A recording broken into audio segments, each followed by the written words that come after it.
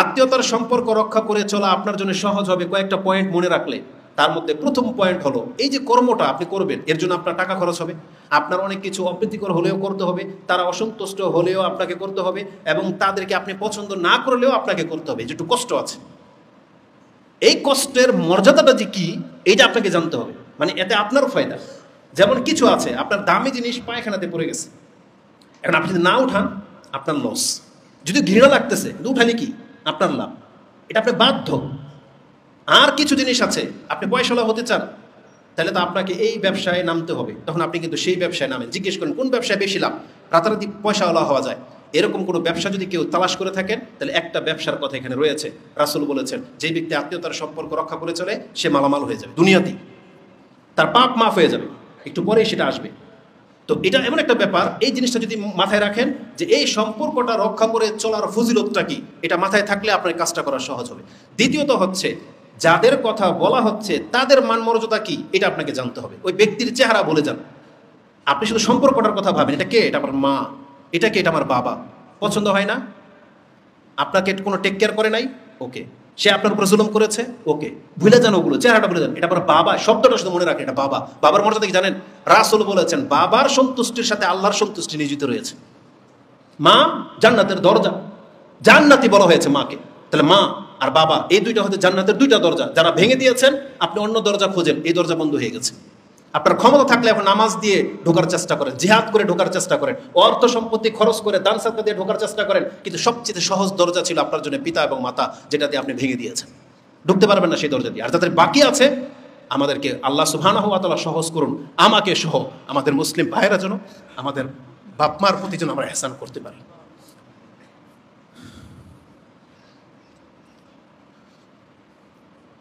আল্লাহ না করুক কোনো মুসলিমের সাথে এটা হয় না, মুসলিমদের এটা উচিত না।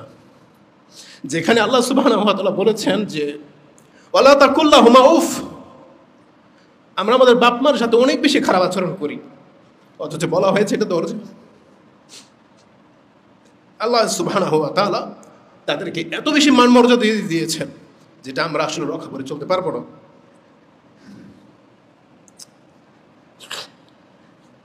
আল্লাহ সুবহানাহু ওয়া তাআলা আমাদেরকে বলেছেন যে আত্মীয়তার সম্পর্ক রক্ষা করে চলতে হবে, তাদের মান মর্যাদা অনেক। যতগুলো ব্যক্তির হক আছে আপনি কোরআন হাদিস পড়ে দেখবেন যে প্রথম হকটা নিকট আছে, যেটা আপনার যে কোনো দান সাদকা হোক, যাকাত বলেন, দান সাদকা বলেন, একটা ভালো বিহেভ করবেন, কারোর সাথে হাসি মুখে কথা বলবেন, এটা প্রথম প্রাপ্য আপনার বাপ মা থেকে শুরু করে নিকট আত্মীয়রা। আপনি স্যাক্রিফাইস করবেন, কাউকে ক্ষমা করবেন, তাহলে এটার প্রথম হকদার হচ্ছে তারা। আল্লাহ সুবহানাহু ওয়া তাআলা গনিমতের মালের ক্ষেত্রে, ফাইয়ের মালের ক্ষেত্রে তিনি এটা উল্লেখ করেছেন। আল্লাহ বলেছেন ওয়ালামু আন্নামা গানিমতুম মিন শাইইন ফাআন্না লিল্লাহি খুমুসাহু ওয়া লিরাসূলিহি ওয়া লিযিল কুরবা, যে মালগুলো গনিমত হিসেবে তোমরা পাবে এগুলো 5 ভাগ করবে, তার একটা ভাগকে রেখে দিতে হবে আল্লাহ এবং তার রাসূল এবং রাসূলের আত্মীয় স্বজনের জন্য। প্রথমে আত্মীয় স্বজনের কথা এখানে নিয়ে আসা হয়েছে। ফাইয়ের মাল এই আয়াতটা পাবেন আপনি সূরা আনফাল 8 নম্বর সূরার 41 নম্বর আয়াতে, এবং ফাইয়ের মাল সম্পর্কে আপনি পেয়ে যাবেন সূরা হাশরের 7 নম্বর আয়াতে। এটাতে আপনার মালের কথা আছে, যেখানে আল্লাহ সুবহানাহু ওয়া তাআলা বলেছেন আত্মীয়তার হক বেশি। আল্লাহ সুবহানাহু ওয়া তাআলা ঠিক তেমনি যে কোনো হকের কথা কোরআনে উল্লেখ করেছেন, তার মধ্যে প্রথম এনেছেন আত্মীয়তার হক। যেমন সূরা বনী ইসরাঈল 17 নম্বর সূরার 26 নম্বর আয়াতে আপনি পেয়ে যাবেন ওয়াতিজাল কুরবা হাক্কাহু ওয়াল মিসকিন, মিসকিন, ইয়েতিম, ফকির সব পরে রাখা হয়েছে। আগেই বলেছেন হক হিসাবে আপনার প্রথম হক হচ্ছে আত্মীয়তা। ওয়াতিজাল কুরবা, তোমাদেরকে খরচ করতে বলা হয়েছে, যে জাল কুরবা যারা অত্যন্ত নিকট আত্মীয় তাদের উপরে আমাদের খরচ করা ফরজ। যেমন আমরা শুধু কয়েকজনের উপরে খরচ করি, কে? শুধু সন্তান, স্ত্রী, তাই না? কিন্তু প্রথম হক হচ্ছে বাবা, ভাই বোন, তারপরে বিয়ে করলে স্ত্রী, সন্তান, এদের উপর আমরা খরচ করি, কিন্তু বাকিদেরও কিন্তু এর অংশ আছে, কিন্তু আমরা এটা ভুলে যাই, আমরা এটাকে ফরজ মনে করি না। না, এটা আমাদের উপরে ফরজ, যার যতটুকু সামর্থ্য আছে, তার কেউ নাই, এটা আমাদের উপরে ফরজ। এই আয়াতটি সূরা বনী ইসরাঈল 26 নম্বরে আপনি পেয়ে যাবেন। তাদের সম্মান কতটা দেওয়া হয়েছে একটু আগে বলেছি, বাপ মার সম্মান সবাই জানেন। আমি এখান থেকে ব্যতিক্রমে 3টা শুধু হাদিস আপনার কাছে পেশ করব, তাহলে বুঝতে পারবেন বাপ মার সাথে অন্যদের কি মান মর্যাদা রয়েছে, আর এটা রক্ষা করার প্রতি আমাদেরকে কতটা উৎসাহিত করা হয়েছে, এবং এর মধ্যে আমাদের কত কল্যাণ রয়েছে। তার একটা হলো আল্লাহ সুবহানাহু ওয়া তাআলা বলেছেন মা সবচেয়ে বেশি প্রাধান্য পাওয়ার যোগ্য। এখন যার মা নাই, খালা, ওই যে বলেছি অভাবী একটা খালা, আমারও আছে, আল্লাহ যেন আমাকেও হেদায়েত করে, যাদের জন্য আমি সহনশীল হতে পারি। প্রত্যেকের কে আছেন এমন অনেক বড় পাপ করে ফেলেছেন, কে আছেন এমন অনেক বড় পাপ করে ফেলেছেন, মাপ পাওয়ার কোনো রাস্তা হয়তো দেখতেছেন না। এমন একজন ব্যক্তি রাসূলুল্লাহ সাল্লাল্লাহু আলাইহি ওয়াসাল্লামের কাছে এসে বলতেছেন, আন্না রাজুলান ফাকালা ইয়া রাসূলুল্লাহ আযনাবতু যামবান কাবীরান। তিরমিজিতে আছে আসাবতু যামবান আযীমান, আমি তো একটা মহা পাপের মধ্যে ফেসে গেছি। আর এই বর্ণনায় আসছে আযনাবতু, আমি পাপ করে ফেলেছি, যামবান কাবীরান, অনেক বড় একটা পাপ করে ফেলেছি, ফাহাল লি তাওবাতুন, ইয়া রাসূলুল্লাহ আমার জন্য কি তওবার কোনো মাধ্যম ব্যবস্থা আছে, আমি তওবা করতে চাই, এই পাপ কি মাফ হবে? রাসূলুল্লাহ তাকে প্রথম জিজ্ঞেস করলেন, ফাকালা লাহু রাসূল সাল্লাল্লাহু আলাইহি সাল্লাম আলাইকা ওয়ালিদান, তোমার পিতামাতা আছে? আরেক জায়গায় আছে আলাইকা আলাইকা উম্মুন, তোমার কি মা আছে জিজ্ঞেস করেছেন। কালা লা, সে বলেছে না আমার মা নেই। রাসূল সাল্লাল্লাহু বলেছেন ফাকালা ফালাকা খালাতুন, তোমার কি কোনো খালাদের মধ্যে কোনো খালা আছে? বলছে না আমার খালা আছে। ফাকালা রাসূল সাল্লাল্লাহু আলাইহি ওয়াসাল্লাম ফাবিররাহা, তার সাথে তুমি উত্তম আচরণ করো, ইজান এইটা করলে তোমার পাপ মাফ হয়ে যাবে। ফাবিররাহা, এই হাদিস মুসনাদে আহমদে রয়েছে 4624, সহিহ ইবনে হিব্বানে 4435 রয়েছে 435, তিরমিজিতে হাদিসটি 1940 রয়েছে। তার মানে খালার মান এত, খালার সাথে মায়ের মতো বিহেভ করলে রাসূল বলেছেন বড় পাপ পর্যন্ত মাফ হয়ে যায়। আর মায়ের সাথে বিহেভ করলে কি হবে তাহলে? জান্নাত। আর খালার সাথে যদি কোনো সম্পর্ক ভালো রাখেন, যে কোনো ক্ষেত্রে যে কোনো অন্যায় যদি হয়ে যায় তাহলে আগে খালার কাছে যান, দেখেন তার কোনো কিছু করতে পারেন কিনা। একটা নুকতা পেয়ে গেলাম, এটা হচ্ছে তওবার বড় একটা মাধ্যম, এবং হাদিস সহিহ, রাসূল বলেছেন হ্যাঁ ফাইজান, তাহলে এটা করলে তোমার পাপ মাফ হয়ে যাবে। কেন? কারণ রাসূল সাল্লাল্লাহু বলেছেন আল খালাতু বিমানজিলাতিল কারণ খালার মান হচ্ছে মায়ের সমান, যার মা নাই তার খালা হচ্ছে তার মা, মর্যাদার দিক থেকে। এটা আপনি হাদিস তিরমিজিতে 1904 নম্বরে পেয়ে যাবেন। রাসূলুল্লাহ সাল্লাল্লাহু আলাইহি ওয়াসাল্লাম বলেছেন বাবা মার মর্যাদা। বাবার মর্যাদাটা কি? আমি বাবার কথা বলবো না, বাবার মর্যাদা বোঝাতে কি আমি আরেকটা হাদিস আপনাকে পেশ করি, তাহলে ওটাও আপনি ঠিক রাখবেন। সেটা কি জানেন? যার বাবা মরে গেছে, বাবা যার সাথে সম্পর্ক ভালো রাখতো, বাবার আত্মীয়, বাবার বন্ধু বান্ধব, আপনি যদি জেনে থাকেন আমার বাবা ওনাকে খুব শ্রদ্ধা করে, সম্মান করে, ওনাকে রেসপেক্ট করে, বা ওনাকে বাসায় আসলে আদর যত্ন করে, আপনার বাবা মরে গেছে, ওই লোকটা কিন্তু আপনার বাসায় কোনোদিন আসবে না, কারণ সে জানে যার কাছে আমি যেতাম তো নাই, কিন্তু আপনাকে সেই ভূমিকাটা পালন করতে হবে।